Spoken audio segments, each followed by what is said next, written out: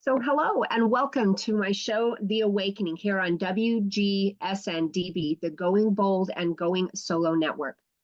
I'm going to talk about last week's show. And we're going to put up a picture here and share this with everybody.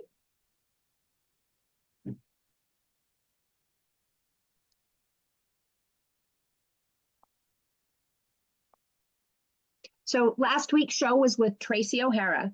Tracy was last week's show, and the show is called Radical Awakening, a new kind of awakening, where she talked about healing from narcissistic abuse. Tracy works with an organization. She works with a technique called Reset It. Tracy O'Hara, Reset It. Reset the things that don't belong to you in just 2 sessions. Check out her show from last week. Tracy can be reached at tracy@reset.ca. Tracy, TRACEY at RESET-IT.ca. Or you can reach her by phone at 908-721-6597. Again, check out Tracy's show. And now on to today's show. So today's show is, let me find my notes here. So the information and opinions expressed on this show are just that, the opinions of the individual speaking based on their individual personal experiences. They are not intended to diagnose and do not constitute professional advice or recommendations. My name is Tina Huggins, your divorce coach specialist, divorce consultant, and restorative family mediator. And we are joined today by the beautiful Jill Kaufman. And today's show is a better way to divorce a narcissist. And Jill is a licensed therapist, divorce coach, mediator, and co-parenting expert. After going through her own difficult divorce, Jill made it her life's mission to help others not have to go through it so tough. She is the author of the book and the online course, I'm Getting Divorced, Now What? And the transformative group program, Thriving Through Divorce. Jill also offers one-on-one and group coaching for parents going through divorce so they can protect their children and finances and successfully get to an agreement without litigation, even when divorcing a difficult person. So that would be amazing for people. And I don't think people really understand that either, Jill, is that they all think, let's just go hire a lawyer and we'll just get divorced. Well, the lawyer just keeps taking all kinds of money. And so if we have to go into litigation, it's even way more money. So I appreciate the fact that you're here with us today to talk about this, Jill. So can you kind of Thank you so much Yes. for having me. Thank you. And can you tell us how we can divorce a high conflict narcissistic person without going through litigation? Yes. Well, I'd say most of the time you can do that without going through litigation. And you can do that by knowing how to communicate so that you don't get caught up in the conflict, because a lot of times the narcissist or the high conflict person wants to be in conflict.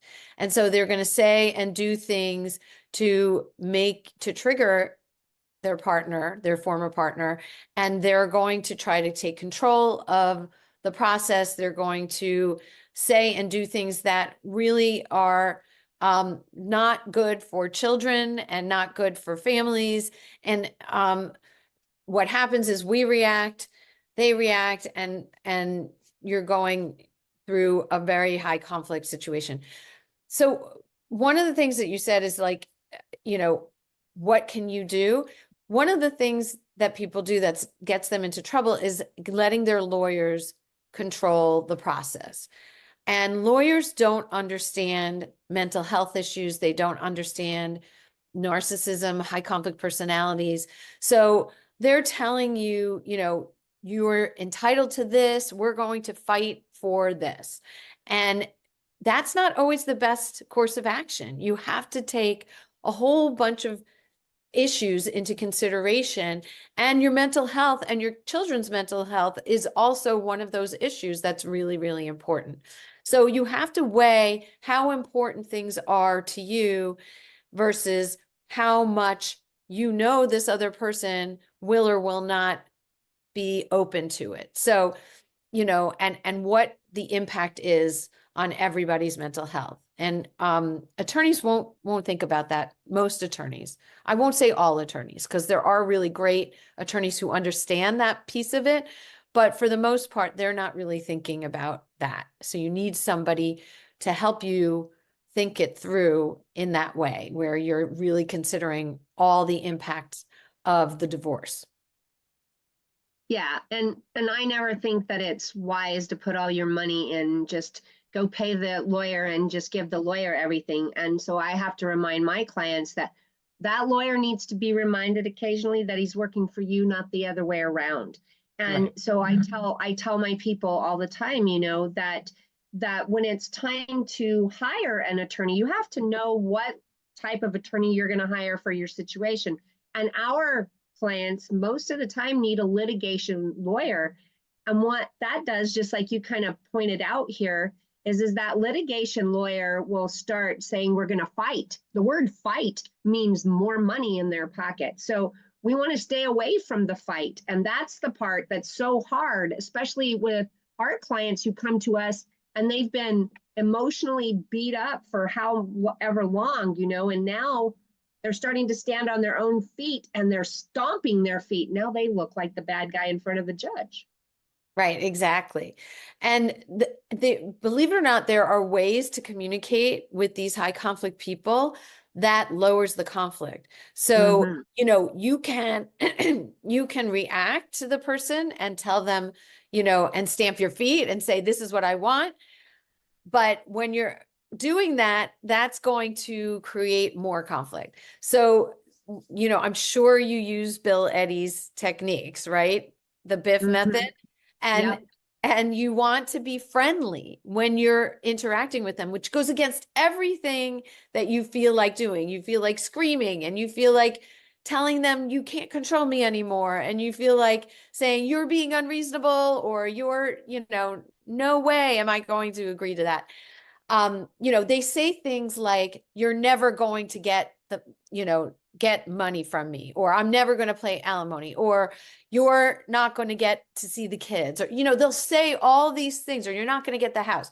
They'll say all these things to you, and you're, tempted to say, you can't tell me what to do anymore. And, and then you're off to the races, and, you're in a higher conflict, and you're not going to get what you want when you go through divorce. So be friendlier. I know this is so hard. I get my clients send me emails. They're going to send their soon-to-be exes, their high conflict ex-partners, and they're like, oh, it doesn't have anything provoking in there. And I'm like, actually, it does, because you're not objective, right? And you don't understand how the other person is going to perceive this. And you really have to be friendly and say, thank you so much for agreeing to talk, the other day. I really appreciate how good a parent you're being when you're taking Sally to her gymnastics class.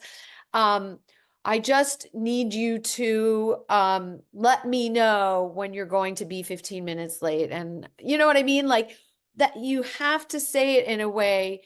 And I know this doesn't feel good when people try to do this, but when they see the change in the response from the high conflict partner, they realize it's really worth it. And so it's just important to get yourself out of the emotion and think logically, what is the best way to communicate with these people, to strategically negotiate with a high conflict person. Yes. And as you're talking, I have multiple scenes that come up, going back to the Biff aspect. So Biff is brief, informative, friendly, and factual. So, and if you can, that friendly part, just like Jill just said, that friendly part is huge and important, because if we are rude in our comments, well, that just agitates the other side. And now we're drawn out, possibly dollar wise, because now lawyers might have to get involved. And so often that's what I see from my side is that if they can just biff it, if they can give those kinds of comments, or sometimes it's the gray rock method, you just don't respond to the rude comments, and I will tell my clients a lot. I'm like, so what you're getting ready to tell them is most likely going to agitate them, even though it's biff. And so they're going to fire off some mean little statements. You got to just not take it personal. This doesn't have anything to do with you. It has to do with their feelings, their fear, and their hurt in a lot of cases. Exactly. And it's very hard to do that when you've been married to someone for a long period of time. You're used to being mistreated, and you really don't want to let it go anymore, Right. But you have to do it because it's it's strategically. Sorry, my dog's reacting to something outside. All good. You strategically, you have to be logical, and you have to think through what the best way to respond, as opposed to do it emotionally. Yes, and that's the thing, and I'm sure you do the same stuff by the sounds of the email. So I have my clients send me their text or send me the emails before they're going to send them, not just to their soon-to-be ex, but to their attorneys too, because I'm like, there's a lot of stuff in here your attorney doesn't need to know or want to know. And that's just going to cost you much more money to pay the attorney to read stuff that they don't really care, aren't going to do anything with anyway. So I have them send my stuff. We clean out the emotion and the extra junk, and then they send it on to the lawyer or to their soon-to-be ex. Absolutely. And that's exactly what I do too. I help them kind of organize their thoughts before they send lawyers anything, because every little thing that you send your lawyer or you talk to your lawyer, you have to pay to do. So there's no reason to waste the money on things that the lawyers don't need to know about or to be involved with, or, the more you can do without them, the better. Yes. So there is some stuff in your background that is different than my background. So my background comes from law enforcement, and your background actually comes from therapy. So earlier, when you were talking about the mental health issues, you actually understand those in a different light. Absolutely. So people think that, if somebody was, treated them poorly, they can argue or convince the person to be different. They can convince them that maybe, now they're going to start being respectful to me because we're not going to be married anymore. And that makes sense that we're got to co-parent together for a long period of time, and they're going to treat me more respectfully. Well, if the person has a personality disorder like narcissism or borderline, there's like 6 or 7 personality disorders. If they have a personality disorder, there's no treatment for that. It is very rare that people with personality disorders change the way that they behave. And so you expecting or wanting them to be different is going to get you extremely frustrated and angry. So you have to understand that these are long-term patterns that have been there and will continue to be there no matter how long you wait or how different your relationship is. They are going to do the same things, whether it's to you or their children or to the new partner, that they've always done. And I have clients who, somebody has left them and then they've gone to another person and they're like, well, now they have a perfect life and everything looks so perfect. And I'm like, it may look that way, but so did your marriage look that way to the outside. Like they are definitely doing the same things to their new partner. They're doing the same things to your children. And like, there are ways that your children are going to be able to handle things differently because they're not married to them. They grow up and they leave and they have their own lives. So they're not going to be as impacted as you were. A lot of my clients are so worried about how, the other parent is going to hurt the children. And children really learn how to deal with the parent in a healthier way, because you can leave, you can't do that as a spouse. So once you understand what a personality disorder is and long-term patterns are, it doesn't necessarily have to be a personality disorder. It could be somebody who was traumatized from their childhood and they have never gone for help and never recovered from that trauma. And those people also will have a long-term pattern of behaving in a certain way. And no matter what you do, it's not going to change. So the sooner that you realize that you have to expect, you adjust your expectations so that you expect them to continue to act that way, then you won't get triggered as much, and you'll be able to be less emotional. You'll be able to take it less personally once you really just have to accept that this is who they are. They may still have some good points even if they're difficult as, a partner or an ex-partner, and those good points you focus on, you focus on the good points and you just ignore all the negative stuff as much as possible. Yeah. And I think that's, that part about ignore the rest of the stuff, which is the hardest part for everybody to do. And when we're dealing with somebody with a mental disorder, I mean, I've had people in my families with bipolar. And so you have an issue with communicating with them. And then my son is on the spectrum, and then he's got ADHD on top of that. And so you really got to learn different ways to communicate to those kind of people. And something that you said, I am working with an organization where we're helping people divorce, but it's being major focused on the type of care that these parents are giving or not giving their children, and the children having mental health issues because of this. So we're working towards in the organization to try and teach the parents different things that they can do, or help the attorneys in some cases get the attorney to see how important it is that we get the child away from that other parent, so that we can show the courts what this is about without calling them narcissists in front of the judge. So these are huge and very important. Like I overheard a parent talking about, oh, I just want to leave my husband. I think I'm going to leave my kids and just go. And I'm just like, oh my gosh, what would happen to those kids? So yeah, all of the stuff, we got to look at the whole big picture, and the way that we communicate as the one divorcing the narcissist, the way that we communicate about our narcissistic ex in front of our children. Exactly, because you don't want to, alienate the children from the other parent if they can have a relationship and it be not abusive, because even narcissists can be good parents. It's amazing. Or high conflict people can be good parents.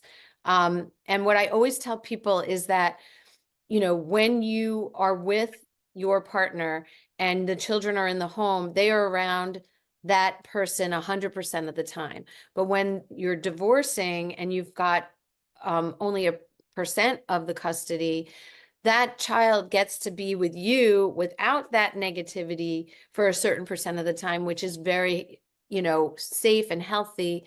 And then they can handle, the stuff that they're handling at the other house, unless it's abusive. Obviously, if the other parent is abusive, then you should try to get them away from that parent. But if they're not abusive, if they're just difficult and they still have good points to them and they're still a good parent, that child can really learn how to handle that and be okay being with that parent, and really benefits from having the two parents in their lives. So, a lot of parents that I work with are very concerned about, the child being impacted by the other parent because they were really impacted by their, soon to be ex. And it's not the same relationship. Children have different things that they can do to protect themselves in that relationship. Yes. And it would be important for the children to have a therapist too, so that the therapist can help the child know. I've got one other divorce coach that I was lucky enough to mentor that is the most amazing mom. The kids will come home and they'll be upset at dad, and so she'll sit there and ask them questions, and those questions kind of guide the child into seeing dad's behavior and to see that dad wasn't being that way to hurt them. So just kind of helping the child learn about the mental condition of their father. Yeah, and helping children know how to set boundaries. I mean, a therapist can do it, but parents can do it too, where you let them know, if you feel that something's not okay, you can say, mommy, please don't say that, or daddy, I don't want to talk about that, and I always tell parents, tell children things like that about both parents. Like if either me or your father says something about the other parent, tell us that it's not okay.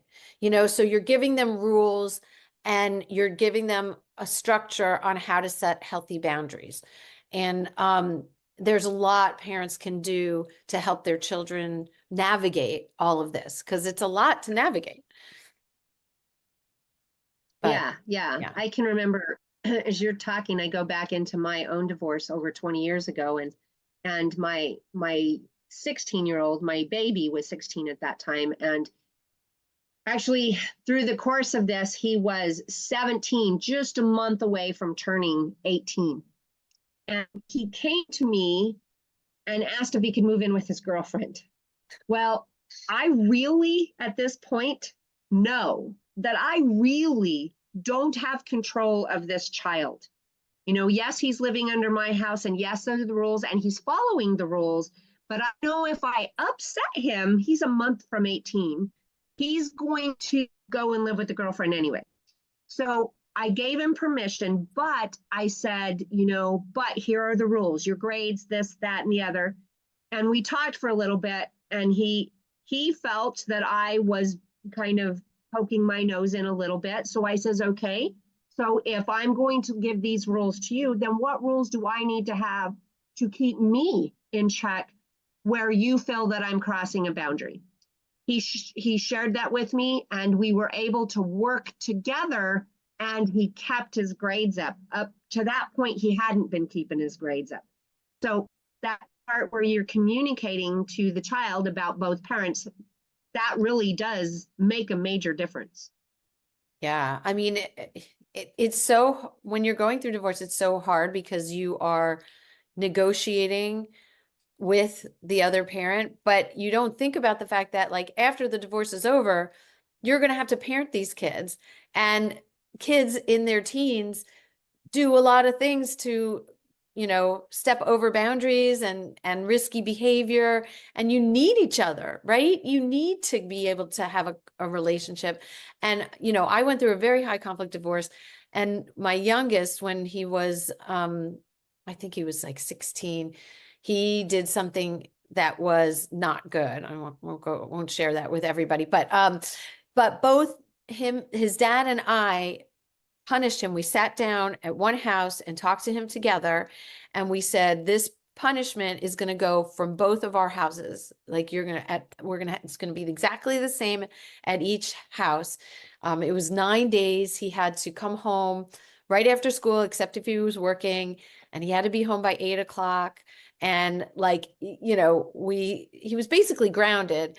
And we were both on the same page. And it was so, productive for my son, because he couldn't like run to the other parent, and you're stronger together, especially when they're teens. So like, you're doing this being friendly, the BIF method, in order to lower the conflict in the divorce, but you also are lowering the conflict so that post-divorce, you can work together for the good of your children.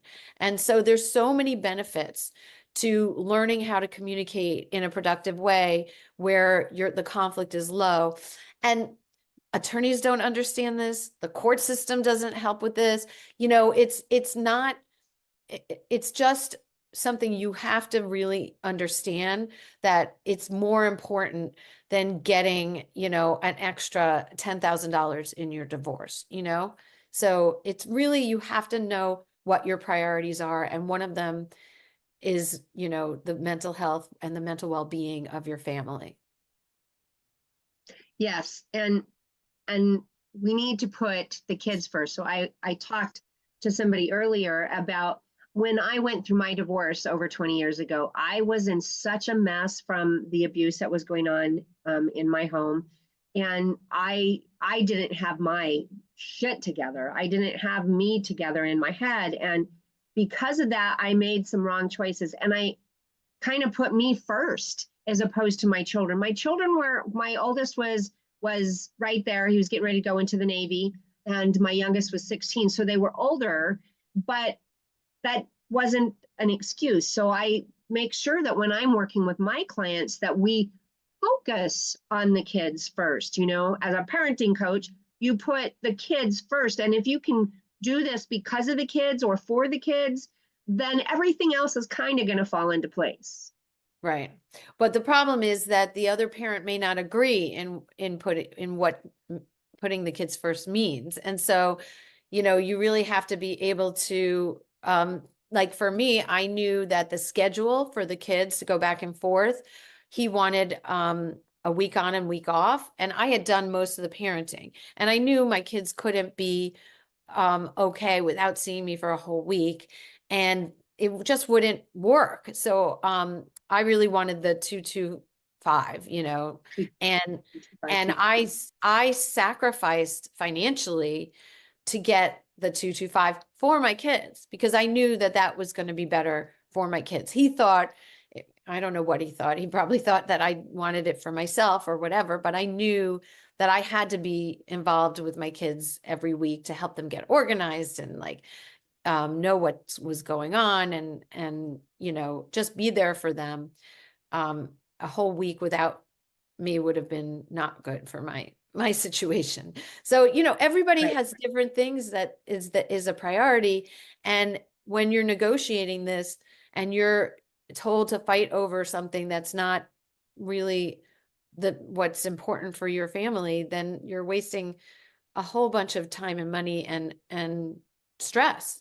And so, figuring out what's important is really, really important in this process. Yes. Now, as a parenting coach, co-parenting coach, do you work with both parents, or do you just work with the one side? So in my capacity as a therapist, I do co-parenting counseling. So that's working with both parents, and that's helping them communicate better, maybe talking about issues that they disagree with and coming up with solutions. I'm also a trained mediator. So, sometimes we do a little bit of mediation, but as a coach, I normally only work with one person, and I help them develop their strategy, and work with other professionals. And I occasionally I have worked with both, who are very amicable and want help from me, but most of the time it's just one person. Yeah. And I, most of the time that's the way it is for me. I'm trained restoratively as a mediator and then as a facilitator. So I am trained to work with large families, not just the mom and dad, but those types of things. When we're dealing with the high conflict, as you well know, we can't always bring the narcissistic person to the table. They're not willing to work. So how do you deal with that?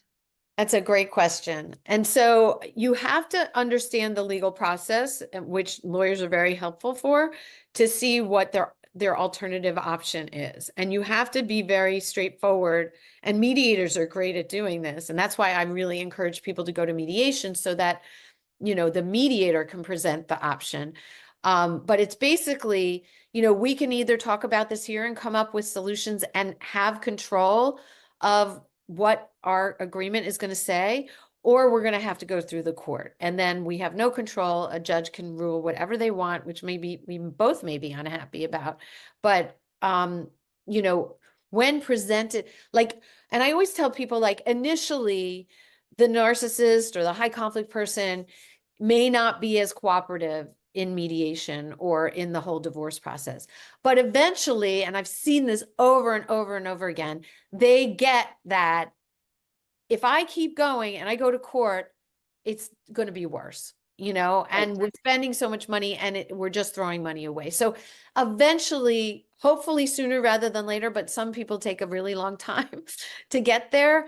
The 95% of divorces are settled out of court. So I had a client who they had their trial all scheduled. They went to the courtroom. They were sitting at the in front of the judge, and one party, the husband went to her and said, "Can we talk outside?" And they went outside and they settled.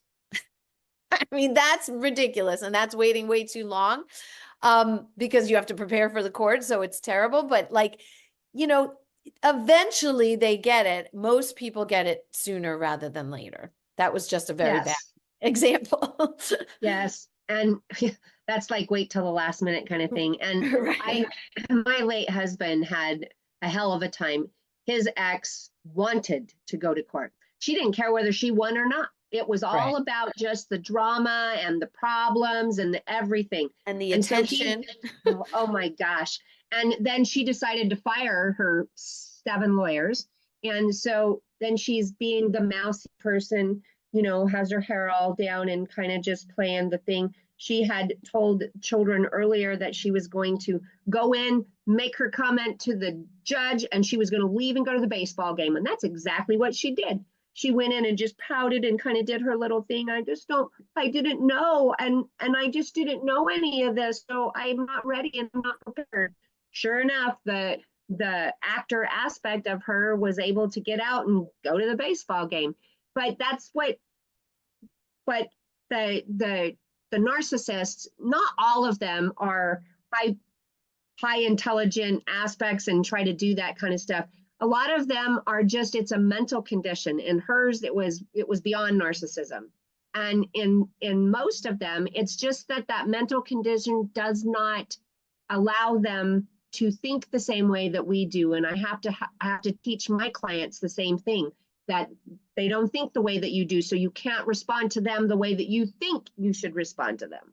Exactly. Yeah. And if you do have to go to court and you're a reasonable person, the court will probably end in your favor because they're being unreasonable. So, I mean, if you have to go to court, you do. But like I said, it's so rare that just, knowing that this is something that is a process that the other person has to understand, and hopefully not like the person you're talking about where they want to go to court, that eventually they're going to be willing to settle and settle on something out of court.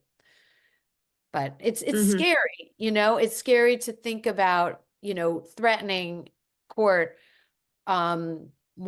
if you have to do that. But I think it's not really threatening. It's really letting them know these are your options. This is our options, and nobody should want to go to court. Like ever. That's the worst thing you can do is go to court. It's the most expensive, and it's the least productive for you and your children. And so when a judge has to make those decisions for you, you're never going to like what the judge has to say. So it's just best to put your 2 cents in, and dealing with somebody like you, Jill, as a mediator, having the mediator step up and, help the 2 parties come to some kind of agreement. That's a huge thing. Huge. Yeah, no, mediators are great. I highly recommend my coaching clients to use mediators. And, just because, the beginning doesn't go well, you still give it time and you go, you keep trying. And the other piece of that is you can, file in court for divorce, and then you can withdraw it, so like maybe they're not being reasonable. So you say, I'm going to file, you file, then the court process starts, and then they realize, oh no, I don't want to do this. And then you can withdraw it and you can go back to mediation. So there are a lot of tactics to use, and you really want to know when to use them and when not to. And Right. that's what I think we help people with, right? Most definitely, most definitely. So as we start to wind this down, Jill, how can people get a hold of you? I know all your information is going to be in the show notes below us, but can you tell them verbally? Yes, absolutely. So my website is divorcecoachjill.com. I have a free Facebook group for people going through divorce where it's a wonderful group. People are very supportive and you can ask tons of questions there. It's called Separation and Divorce Support Community. And I'm on Instagram at Divorce Coach Jill and on Facebook as Jill Kaufman. So very good. And so if you were given one last bit of advice to our viewers, what would that be? It would be that there is so much support out there for you as you go through divorce. You don't do this alone. Don't just hire an attorney and listen to the attorney.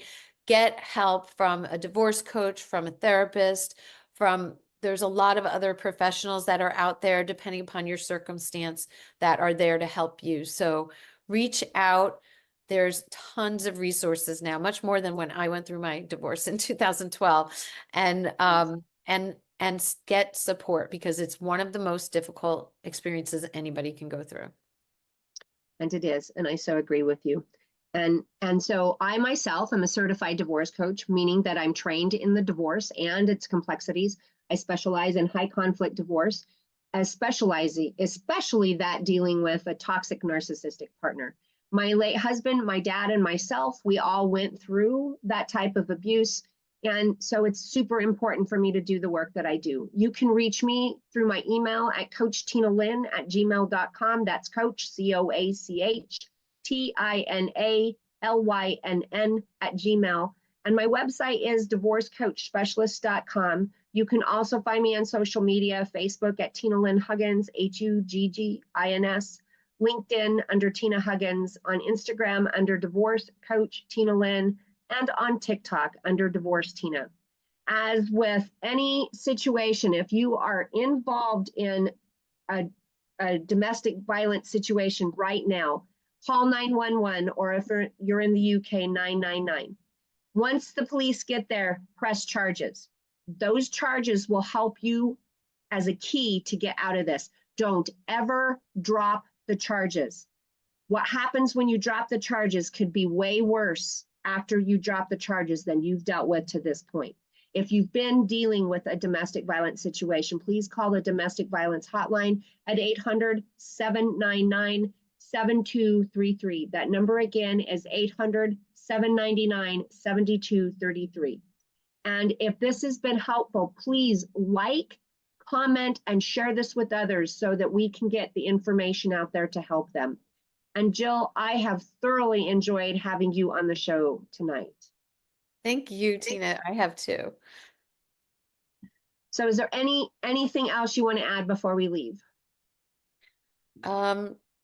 Just I love the work that we do, and I think that we need to get the word out there. So if you have a friend who's going through a high conflict divorce, if you have anybody who you know who's going through this, let them know about all these resources.